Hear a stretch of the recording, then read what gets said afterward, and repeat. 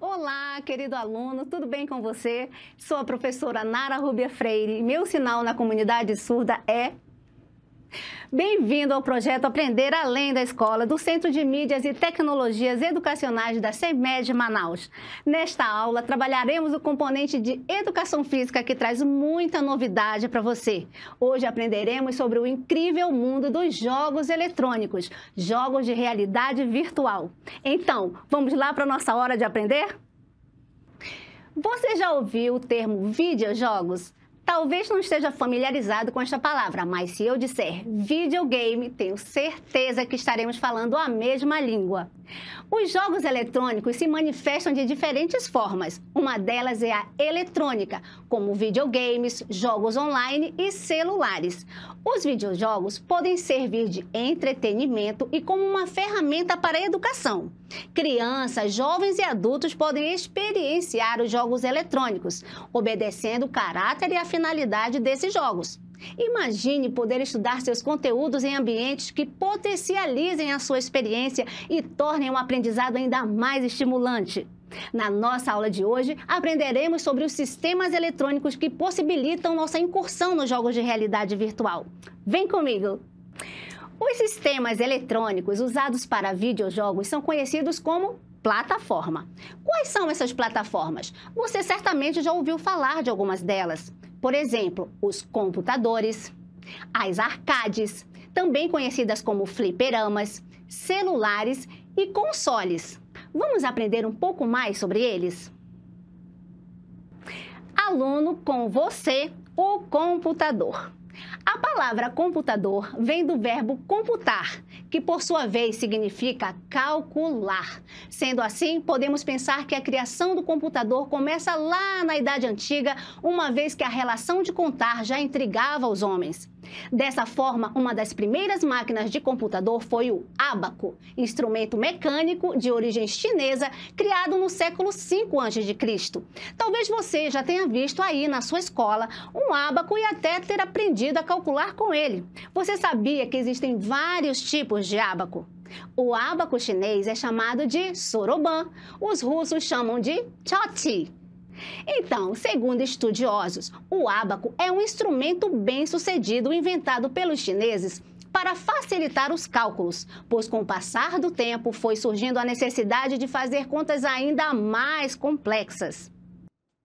O primeiro computador foi criado entre 1943 e 1946 e se chamava ENIAC, Electronic Numerical Integrator and Computer.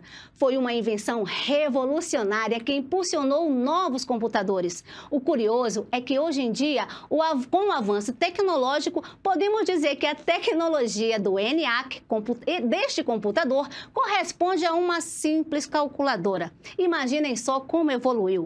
Hoje, o computador possui vários outros atributos. Alguns desses atributos são armazenamento de dados, processamento de dados, entretenimento, cultura e realidade virtual. Agora aprenderemos sobre uma plataforma que surgiu na década de 70 e que fez o maior sucesso com a moçada da época. Arcades, arcada ou fliperama, como é tradicionalmente conhecido no Brasil, é um aparelho de jogo eletrônico profissional instalado em ambiente de entretenimento. Por extensão, os estabelecimentos são muitas vezes também chamados de arcades ou fliperamas. A primeira máquina de fliperama surgiu em 1971 com o jogo Pong pelo Atari, que se tornou uma febre na diversão na década de 70. Mas o primeiro jogo de fliperama chamou-se Computer Space, também lançado em 1971. E tem outros jogos que fizeram sucesso também. Você já ouviu falar de Invasores do Espaço e Pac-Man? Com certeza já. Será que alguém aí na sua casa nasceu na década de 70? Se nasceu, com certeza deve lembrar dos famosos fliperamas. Vamos relembrar? Fliperama ou salão de jogos é um estabelecimento destinado ao uso de máquinas do tipo pinball e o nome flipper vem das alavancas usadas para controlar a bola de pinball. O termo flipper pode ser usado também para as máquinas de arcade propriamente ditas, uma vez que as arcades são em maior número que as máquinas de pinball em todos os fliperamas. Portanto, quem conheceu o fliperama no início da década de 70 sabe muito bem o significado da frase "Vamos jogar flipper?".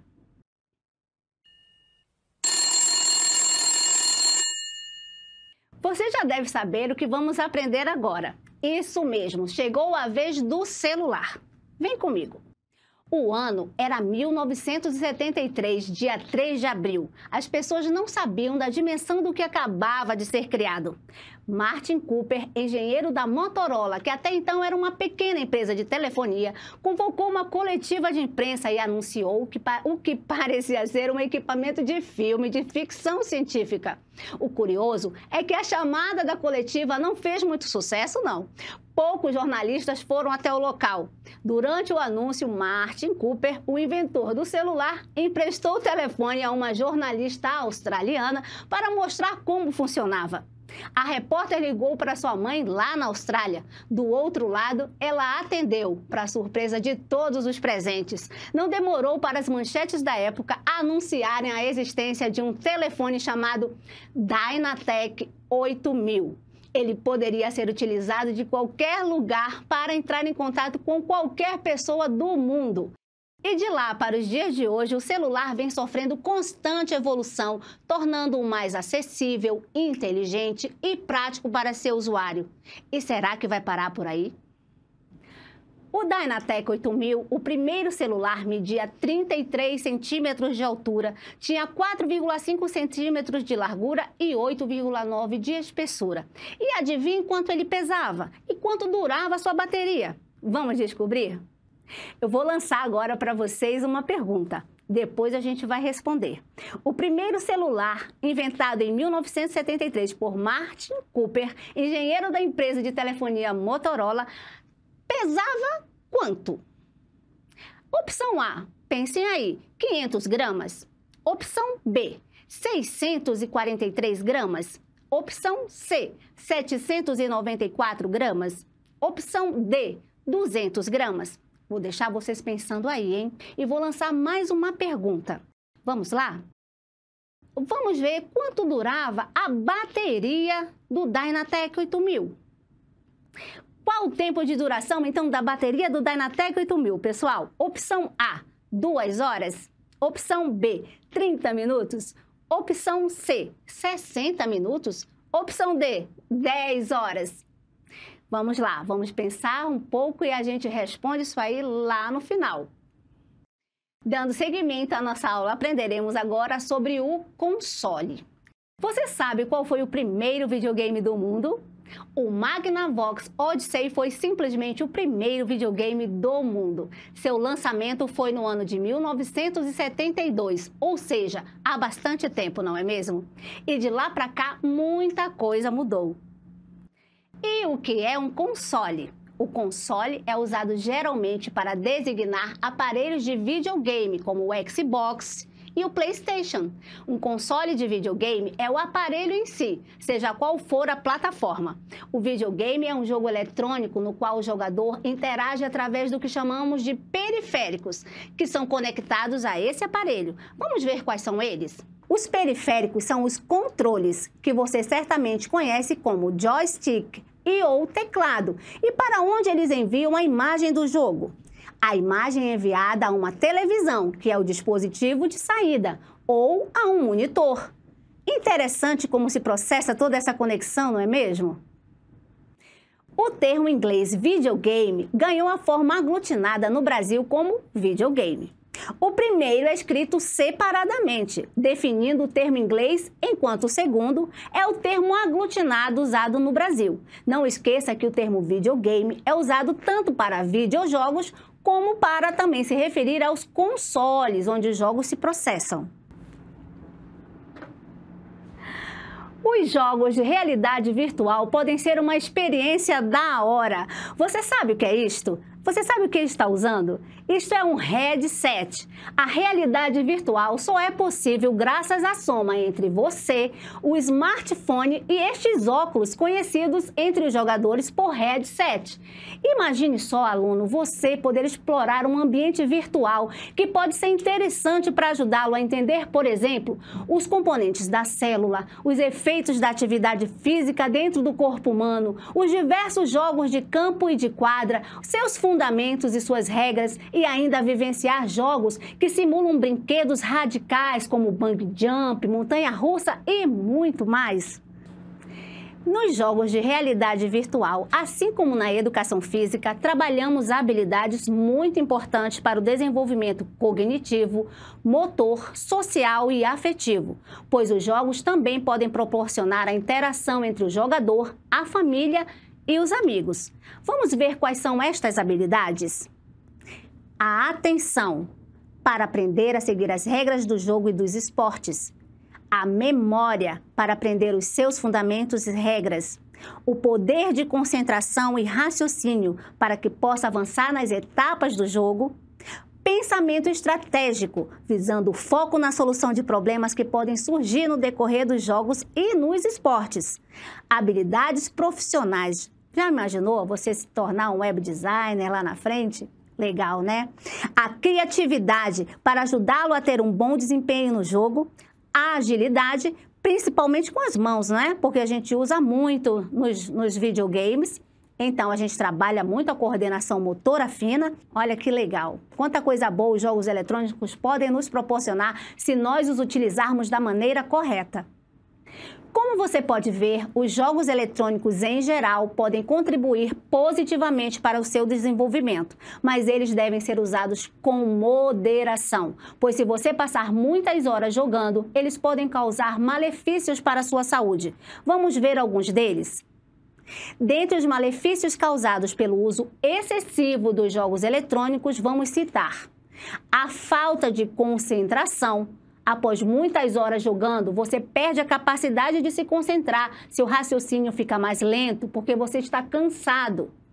A obesidade, a falta de atividade física aumenta as chances do jogador se tornar uma pessoa obesa. Síndrome do olho seco. A frequência de luminosidade prejudica os olhos, causando a falta de lubrificação do olho e causa uma irritação parecida com conjuntivite. E o olho pode ficar seco, vermelho e inchado. Problemas de audição. É muito comum usar o fone de ouvido em um volume muito alto por muitas horas. Esta prática a longo prazo pode causar a perda de audição, ainda com pouca idade. Portanto, tome muito cuidado. Postura inadequada. Quando você joga por muitas horas sentado, a postura tende a se manter de forma errada e certamente causará incômodo.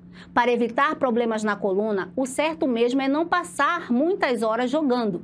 É recomendado para crianças a partir de 10 anos não ultrapassar mais de 2 horas por dia. Isso é muito importante, pessoal.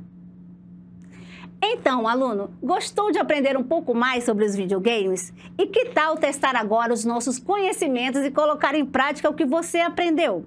Vamos lá?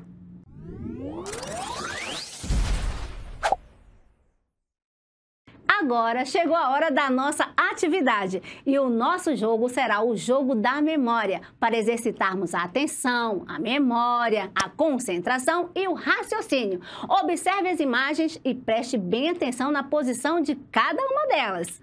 Nós temos um computador, nós temos um joystick, nós temos um arcade e eles estão em imagens duplicadas. Prestem bem atenção. Relógio na tela.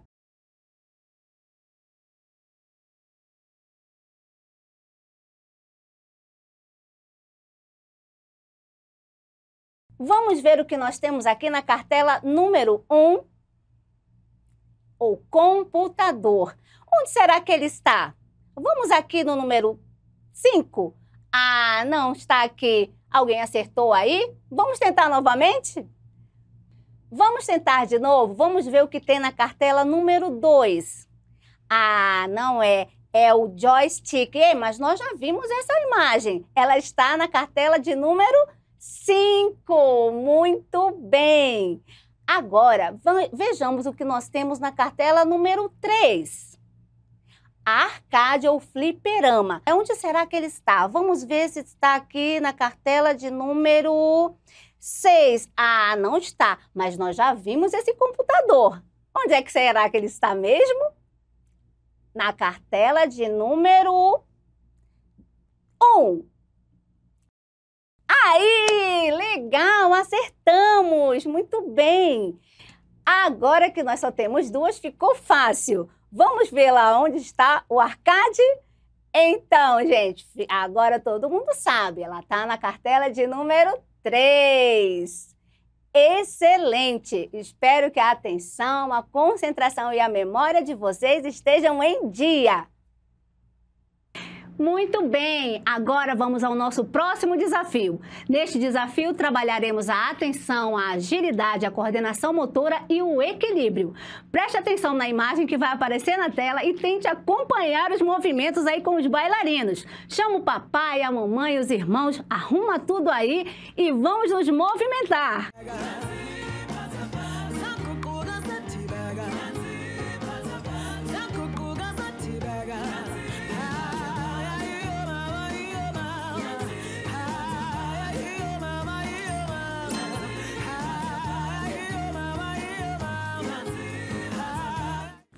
Agora vamos relembrar um pouco do que vimos na aula de hoje. Chegou a hora da revisão.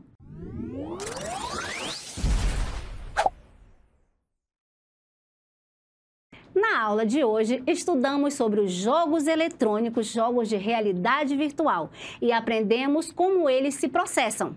Vimos que os jogos eletrônicos podem servir como entretenimento e também como ferramenta para a educação. Os jogos de realidade virtual simulam ambientes interessantes que podem estimular o aprendizado e a diversão. Também aprendemos um pouco sobre as origens dos videogames e dos celulares. Ah, você se lembra das 2 curiosidades que mencionei no começo da aula? Vamos descobrir as respostas agora?